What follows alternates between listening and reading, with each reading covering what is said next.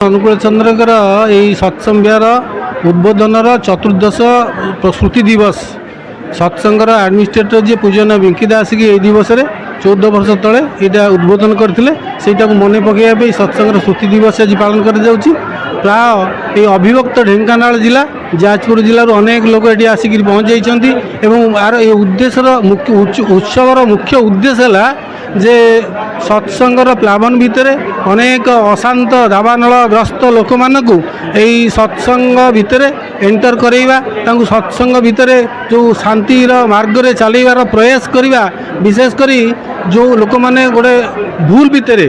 जो कथा कहुई कबीर दास कबीर कथार जे ज्ञानी जोगी पिली रहे सब मन की हानि मन घणारे बसिकी लोक मैंने धर्म को मन मुताबक पालन कर धर्मर स्वरूप कौन केमती धर्म पालन करा जाए सेटा प्रकृत में केमती धर्म कौन धर्म को केमती पालन करा जाए तार फल प्रकृत धर्म पालन करे तार फलटा हाथे हाथे मिले सेटा यही सत्संग भितर श्री श्री ठाकुर अनुकूल चंद्रकर सत्संग भितर ही यही उत्सव भितर ही वास्तव में पर्यवेसित होती उत्सवटा यही लोक मानक उपभोग्य हम से जिते लोक मैंने उत्सव में सामिल हो धर्म कौन आउ धर्मटा किपरि भाव पालन करती धर्म जीवंत किपरि भाव सेटा को से माने जदि निजर चरित्र चरित्रायित करती ताहले सेतेबेले आज उत्सव सार्थकता लाभ करवा से उद्देश्य ये उत्सवटा आज करा जायछि। हिंदू धर्मटा कौन आम जानी न जाणिक असुविधा गोटे माड़ परस्पर कन्फ्लिक्ट मतांतर मनांतर सृष्टिर मुख्य कारण होता ठाकुर भाषा बंचा बढ़ियार मर्म जहाँ धर्म जानी था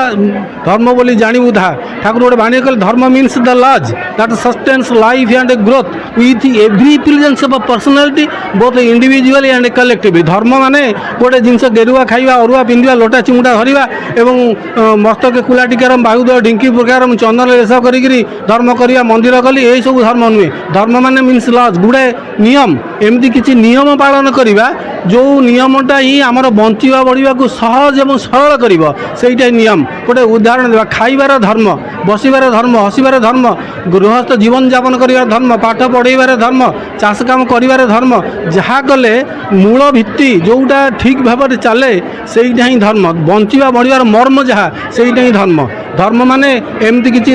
तथाकथित गेरुआ अरुआ खाई सोकल सुपरफिशियल किसी गोटे देखे हवा धर्म नुहे यही से धर्मटा कौन जानी ना बोली आज असुविधा धर्म ए धर्म धर्म भितर कली होची एटा गोटे हिंदू धर्म मुसलमान धर्म ठाकुर श्री श्री ठाकुर भाषा एगुड़ाक धर्म नुहे तांकर कथार हूँ मत ये कौन सी मत सहित प्रकृत पक्षे कौन विरोध ना केवल धर्म एक एवं प्रेरित पुरुष जड़े तांकर कथा ही धर्म पालन करा कृष्ण ठाकुर आसते द्वापर जुगे तांकर कथा ही मानिबाटा ही धर्म धर्म माने आउ किसी नहीं धर्म माने तांकर कथा सी जहाँ कहते सेटा ही धर्म धर्म जहाँ आम जहाँ जानू धर्म युधिष्ठिर धर्म पालन करुले शेष नरक दर्शन करने को पड़ा एमती धर्म माने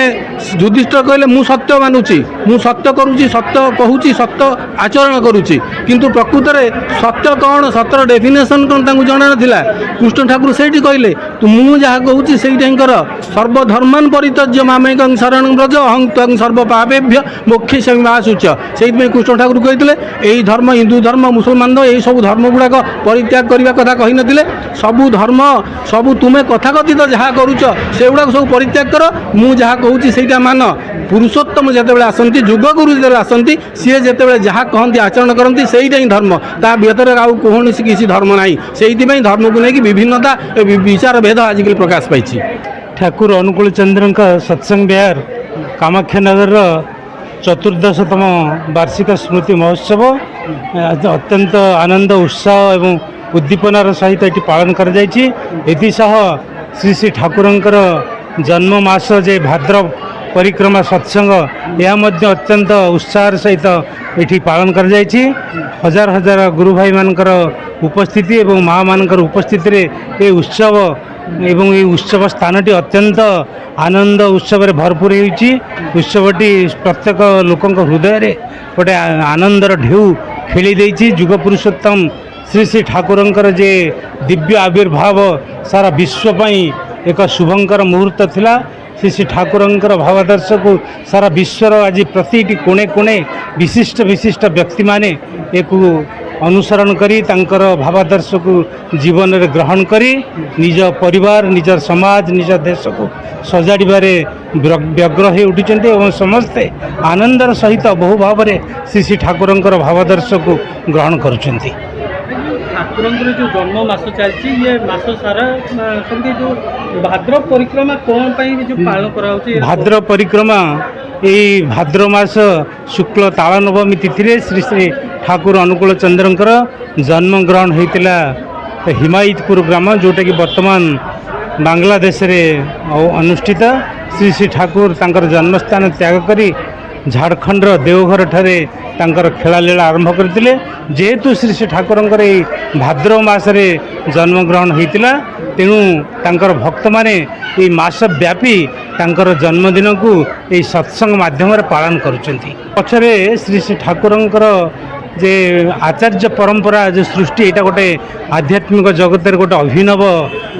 ଜିନିଷ, ଯେଉଁଟାକି କୌଣସି ଆଧ୍ୟାତ୍ମିକ ସଂସ୍ଥାକୁ ବଞ୍ଚେଇ ରଖିବା ପାଇଁ ହେଲେ ଯେଉଁ ଆଚାର୍ଯ୍ୟ ପରମ୍ପରା ହିଁ ଅପରିହାର୍ଯ୍ୟ, ଆଉ ସେଇଟା ସତ୍ସଙ୍ଗରେ ଦେଖାଯାଏ। ସତ୍ସଙ୍ଗର ଆଚାର୍ଯ୍ୟ ପରମ୍ପରା ହେଉଛି ଠାକୁରଙ୍କର ଯେ ଭାବାଦର୍ଶ ରହିଲା, ତାଙ୍କର ଯେ ଦର୍ଶନ ବିଜ୍ଞାନ, ତାଙ୍କର ଯେତେ ସବୁ ରହିଛି ସମାଜ ପ୍ରତି ତାଙ୍କର ଯାହା ଅବଦାନ, ତାକୁ ଲୋକାଭିମୁଖୀ କରି ତାହା କିଭଳି ପ୍ରତିଟି ଲୋକମାନଙ୍କ ମଧ୍ୟରେ ପ୍ରବେଶ କରାଯାଇପାରିବ, ସେଇ କଥାଟା ଆଚାର୍ଯ୍ୟ ଦେବ ନିଜେ କରିକି ଦେଖାଇଛନ୍ତି ଏବଂ ସାରା ବିଶ୍ୱକୁ ଦେଖାଇ ଦେଇଛନ୍ତି ଯେ ଶ୍ରୀ ଶ୍ରୀ ଠାକୁରଙ୍କର ଭାବାଦର୍ଶକୁ ପାଳନ କରିବା କୌଣସି କ୍ଲିଷ୍ଟ ନୁହେଁ, କାରଣ ଆଚାର୍ଯ୍ୟ ନିଜେ ତାଙ୍କ ଜୀବନରେ ସେଇଟା କରନ୍ତି ଏବଂ ଅନ୍ୟମାନଙ୍କୁ କରିବା ପାଇଁ ସେ କହିଛନ୍ତି।